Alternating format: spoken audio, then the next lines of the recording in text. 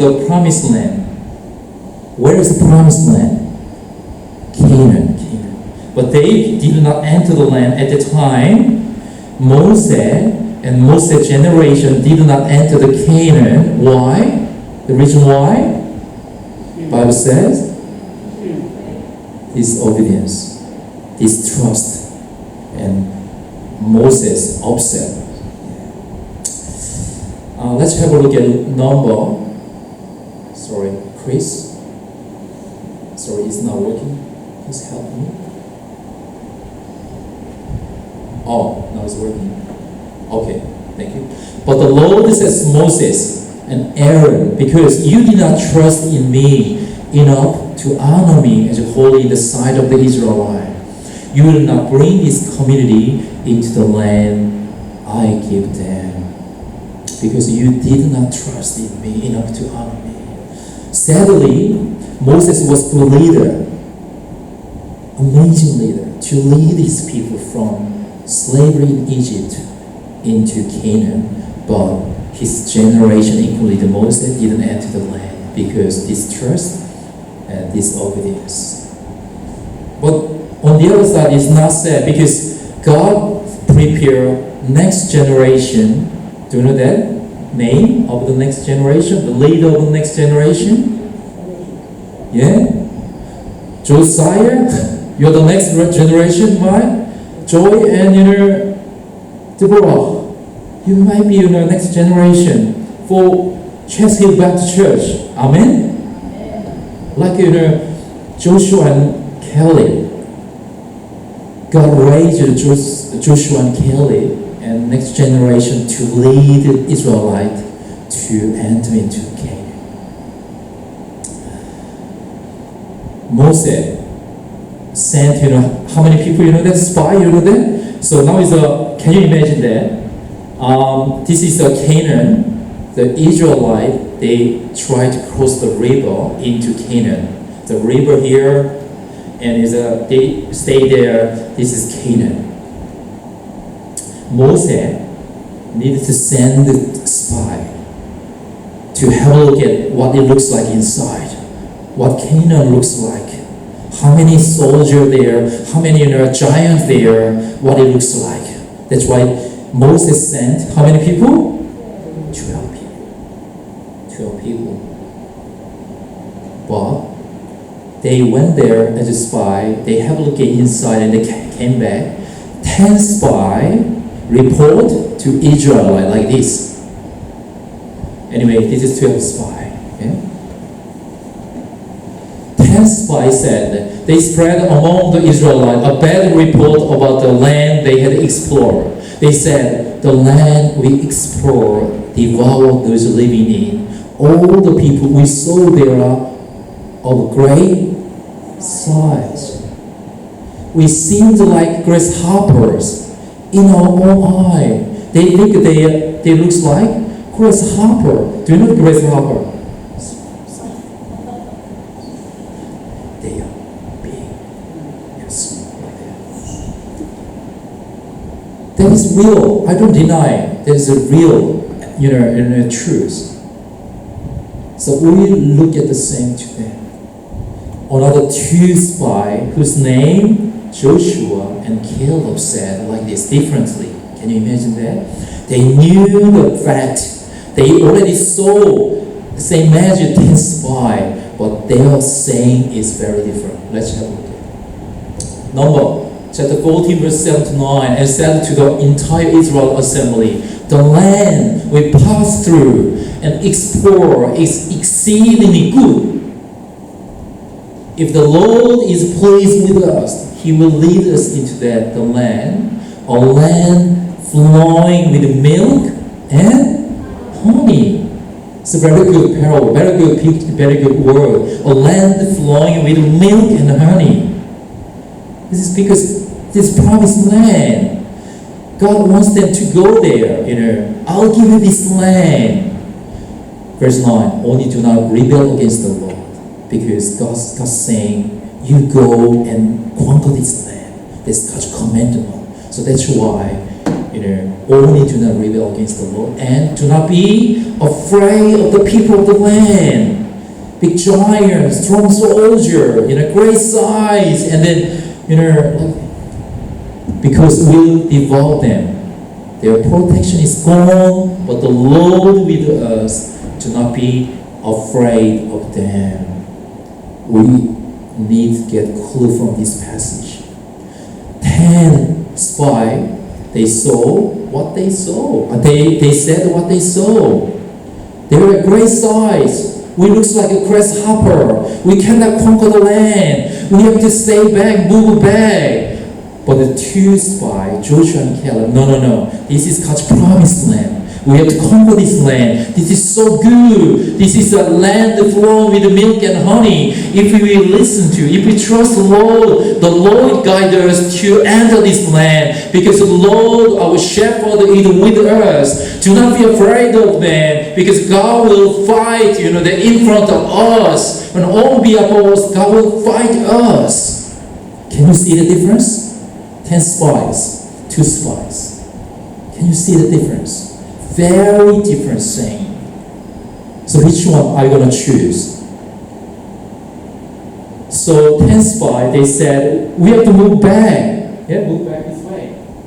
But 2 spies, Joshua and Caleb, no. We have to move forward. This is what Canaan. We have to go this way because this is God's promised land. God is with us. Don't worry. Don't be afraid of them too much. We have to choose which way we have to go. Do you really want to move forward 2020?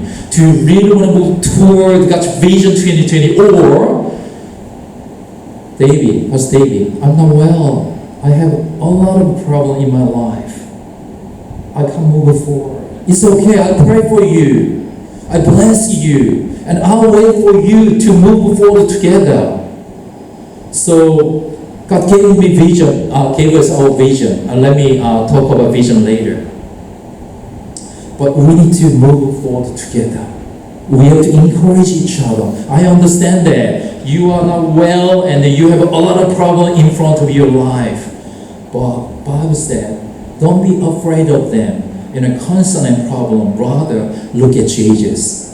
Rather, that the Lord, the Messiah, the Almighty God, who is leading us, guiding us to move forward.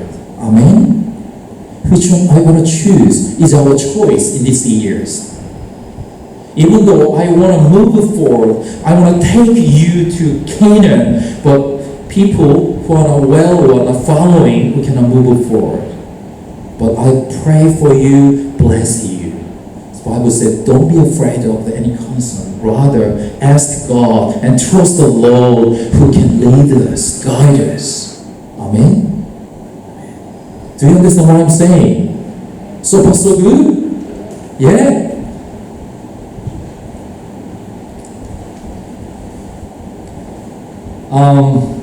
In 2020, we will focus on ministry through a loving relationship, such as Sunday school and youth ministry and music, newcomers, senior ministry, more Bible study group, in small group more, and maybe coffee and chat, and other ministries going. Through ministry, we want to move forward this year. But really, we do not have enough people resource to get there. I understand. That is our barrier, our weakness. But when I trust the Lord, God reminded me to not be afraid of them. And then look at me, look at God. I'll guide this ministry, kingdom ministry, for His glory. Because it's His church, it's His ministry. Nonetheless, we have to choose the right things, move forward by trusting God 2020. So I want to ask you, are you looking at reality, or are you looking at God's promise for Chest Hill Baptist Church in 2020? Very important question. Are you looking at reality with what which we don't have, or are you looking at God's promise in Chest Hill Baptist Church for 2020? Which one are you going to choose? It's our choice, whether we look at reality or look at Jesus. Look at reality or trust the Lord. It is our choice. All human being has constant issue worrying. That is life. But by moving forward, trusting God, God will provide us what we need.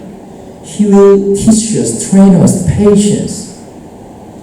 If we need, He'll provide money and energy and patience. He will provide what we need. I believe, I trust the Lord. If the Israelites only look at the reality without God's promise, listen to the 10 spies, they would not enter the land, move back to the past. Move back to the past. This is past, okay? I was talking about in the past. This is in the future. This is we stay in the present. Long time ago, maybe 100 years ago, not 100, maybe 50 years ago, our church is full of 200 people. I'm talking about number. In terms of a number, 200 people here. Am I right? Maybe more than that, maybe 70 years, anyway, 200 people, someone told me. Could I ask John? So some days are 200 people, right? Long time ago. Yes. Now it's about 50 attending. In terms of number, we are moving back now. That's why God gave me heart to bring one friend this year. That's why God gave me heart to move forward. Because if you don't move forward, we move back. If you don't trust the Lord, we complain, we look at the reality, we look at the problem, look at the concern. That's why God wants to look at God's promise to move forward. Amen? We understand everyone has a problem. But we trust the Lord. By trusting the Lord, we give our consent to Him by prayer and then keep trusting you. I trust you. I want to choose you. I want to choose you by trusting the Lord. That is important. What I can do at the moment by moving forward, moving toward God's will and His vision is trust God. Ask God to lead this church to our Canaan, our promised land. If we get there, we can see God's leading a land flowing with milk and honey like this. We can see that land flowing with milk and honey. If we trust the Lord. Do you know what promise land Canaan means for our church? I want to ask you, do you know what promised land Canaan means for our church? Can you think about this one? What is promised land for us, for Chesapeake Baptist Church? Do you know where we are going, where we are moving toward at the moment? Do you understand that? Where we are going at the moment, this year? Our vision, our destination is, do you understand that? You can turn, that you can see it in the bulletin. You know where is the sign? Here is a banner here. The only banner here. So the vision statement there. Can you open the bulletin here? We can see our vision here. Our vision. What is our vision? It's the front page on the top. Declaring Jesus, developing disciple. Declaring Jesus, making disciple. That is our vision. This is our destination. Do you understand that?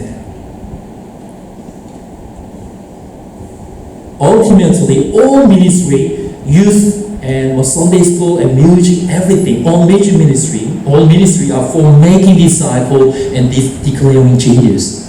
Because this is our vision. We are moving toward the vision at the moment. Do you understand that? Through our ministry, kingdom ministry, such as youth, Sunday school, music, senior meeting, etc., etc. Through ministry, we are moving toward God's vision, which is declaring Jesus and making disciples. For example, Sunday school. Before that, let me have a look. Let's turn back to the Bible today. we find these people, Israelites, standing on the bank of the Jordan River, waiting to enter the land of Canaan. Genesis chapter 17, our vision is there. Please remember our vision. We have to understand our vision. Our vision is our destination, our goal. We are moving toward our vision. Genesis chapter 17, you will be the father of many nations. God said to Abraham, I'll give the whole land of Canaan as an everlasting possession to you and your descendant after you, and I'll be their God. And Abraham period, God said to Abraham, I'll give you the whole land of Canaan. That is God's promise, God's vision for Israelites. And verse 1 and 2 today, time has come finally. Can you imagine the picture? Moses didn't enter the land. And Joshua and Caleb and the next generation, they are ready to enter the land. And Joshua chapter 1 verse 1 and 2. After the death of Moses, the servant of the Lord said to Joshua son of Nun, Moses, my servant is there. Now then, you and all these people get ready to cross Jordan River into the land I am about to give to them, to the Israelites. When you read in Joshua chapter 1 verse 1 and 2, now is ready to cross the Jordan River, which means now is the time to move toward the Canaan now. Do you understand that? And God said to Joshua in verse 5 and 6,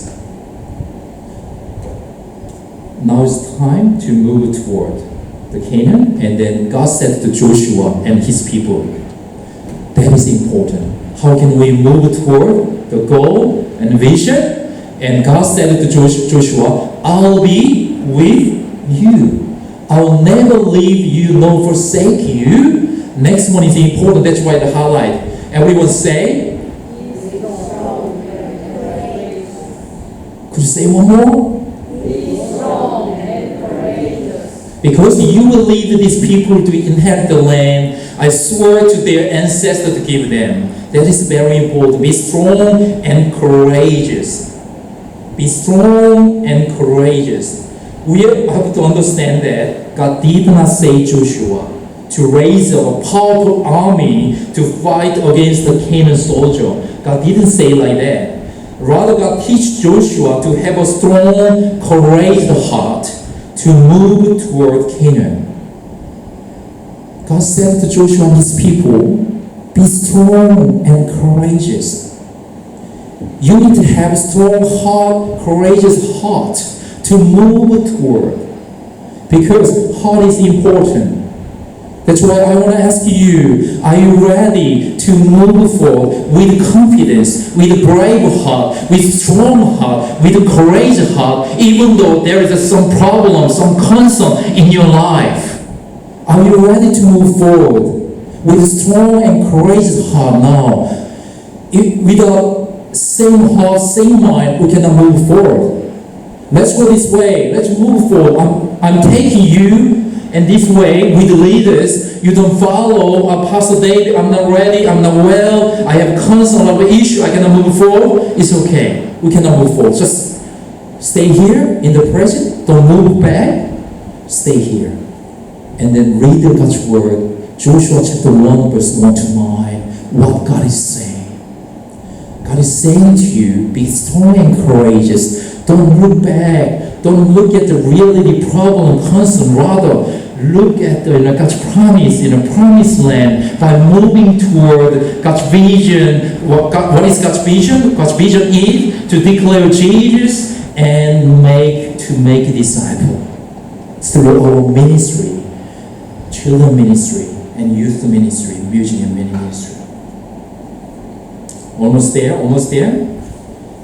So firstly, God trained our heart first to be strong and courageous. Secondly, verses 7 to 8. Be strong and very courageous. One more time. Be careful to obey all the law of my servant. Moses gave you to not turn from it to the right or to the left, that you may be successful wherever you go. Next one, could you read it together? Keep the law always on your lips. Meditate on it day and night, so that you may be careful to do everything written in it, that you will be prosperous and successful. God wants Joshua and his people to keep the law, God's word, meditating on God's word every day. At the time, they have a Mosaic law, the five books, the Genesis, Exodus, Leviticus, Numbers, Deuteronomy. They have only 5 books at the time. And the 10 Commandments, they follow God's law, God's word to move forward. The reason why God reminded them to read God's word, meditate on God's word day and night. Keep this God's word always on your lips. Meditate on it day and night. Meditation means read God's word over and over. Read God's word over and over. For example, chapter 1, Joshua chapter 1, we can read over and over what God is saying to us. Can you see that? The reason why God reminded them God's word is important. Without God's word, they lose confidence. When they have a look at Canaan, they're a big giant and a strong soldier, and they cannot overcome. They cannot fight against them. That's why God reminded them, please read God's word and then think about God's word to move forward. God is convincing them, keep confidence. So ministry focus in 2020, almost there. So 2020, what we focus on: Sunday school, youth, music, senior meeting, newcomer, life group, Bible study. And at the moment, Philly and Emily and Tess are doing 2 groups, but we need more. And worship ministry, fellowship. Oh, Pastor David, too many. I understand we have the limited resource, people resource. I understand that. But whatever we can do that. We are doing Sunday school, youth. We are thinking music ministry. At the moment, not easy. Senior meeting, newcomer. We need to focus on newcomer. So Sunday school ministry, when you have time, please read Ephesians chapter 6, verse 1 to 3. It's good for the Sunday school ministry. And newcomer ministry, Matthew chapter 25. Bible study, life group ministry, Acts chapter 2, verse 40 to 47. This is the early church, what they are doing. They are meeting as small group, Bible study, and the life group. They share their life. And the worshiping God is Romans chapter 12, verse 2. We give our life as a living sacrifice. Music ministry, Psalm 113, verse 1 to 4. Praise the Lord, praise in our life. Youthful ministry, Luke chapter 2, verse 51, 52. As Jesus grew into the adult, he grew, the wisdom. We have to learn from him. Youth need to, grow wisdom. Senior ministry, Deuteronomy chapter 32, 7. He talking about wisdom. And prayer ministry, Philippians chapter 4, verse 6 to 7. By prayer, we ask God, Lord of God will guard you. Prayer ministry. I'm going to finish after this, okay? Listen carefully. I understand today hard, understand. But God's word is with you. God is speaking to you.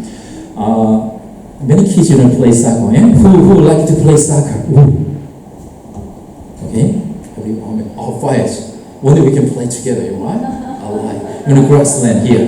Eh? Okay. 3-in-1 ice cream. If you win, then we can buy. Okay. My 2 sons also like to play soccer. When I have a coach, what coach teaching to children? They are teaching basic skill. What is it? Basic skill every time. Juggling the ball. One day, that my 2 sons asking me, why is it important? You are asking me to juggle in a ball every day. So I bring the good example, Son. Have you heard the Son Heung-min, who is playing in Tottenham? He is a very good player. He used to practice juggling every day 2 hours. Juggling. Do you understand juggling? Do you want me to show you? Like this is juggling. This one, yeah, with ball, like that. Yeah? juggling. Why is it important? Basic rule, basic skill. Because soccer, normally we use foot rather than hand, right? So we have to practice, the train foot to use use very well. That's why, that trainer teaching kids to play juggling and passing. Passing is the important passing, The reason why basic skill is important because without basic skill, they cannot play well. So when you have time, get back to the basic skill. What is the basic skill in our Christian life? Wow. Reading God's Word, asking God prayer, worshiping the Lord, joining ministry. Oh, Pastor David, I'm busy. It's okay. But to move forward, at least one ministry, I encourage you to join, even prayer ministry. You can pray in your house. Pray God's church. Get back to the basic skill, which is reading God's Word and pray together. Pray in your life. That is basic skill in your life. The reason why basic skill is important, I want to say last thing, because confidence. We lose confidence sometimes. When I have a look at reality, there's a problem, concern, some issue, we lose confidence. That's why God reminds us, keep reading God's Word, meditate on God's Word day and night, not to lose confidence. If you lose confidence, we cannot move forward. We can move back because we are losing confidence. But if you read God's Word, God reminds us and then move toward with God's promised Word, which is confidence. Amen? Dear brother and sister, I bless you, God bless you, to read God's Word and join ministry, join kingdom ministry at least once this year. And then when you have time, get back to the basic skill, which is meditating God's Word, prayer in your life. Let's pray together. Heavenly Father, thanks for today. Thanks for time. Thanks for amazing time today. Thanks for your heart, your amazing heart today. Let us, meditate on your word to move forward together. Please be with us. Let us read your word, the book of Joshua. Let us move towards together your vision, declaring Jesus and making disciples through our ministry. In Jesus' name we pray. Amen.